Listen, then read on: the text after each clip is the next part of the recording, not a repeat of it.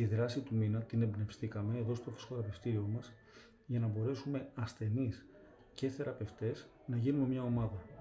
Ο ένας να πάρει δύναμη από τον άλλον, ο ένας να έχει κίνητρο να μετακινηθεί, να συμμετέχει σε μια δραστηριότητα, να μπορέσουμε να γίνουμε μια ομάδα για να νικήσουμε και τον πόνο μας, αλλά και για να ενεργοποιηθούμε. Η δράση του μήνα λοιπόν για το μήνα Οκτώβριο ήταν να πάρουμε μέρος στα 5 χιλιόμετρα στο νυχτερινό ή μαραθώνιο στη Θεσσαλονίκη και η ομάδα μας αποτελόταν από 21 άτομα. Περάσαμε πάρα πολύ ωραία. Θα δεις το βιντεάκι τώρα που ακολουθεί και αν θέλεις να γίνεις μέλος της ομάδας μας, ακολούθησέ μας στη δράση του μήνα #κουνήσου από τη θέση σου.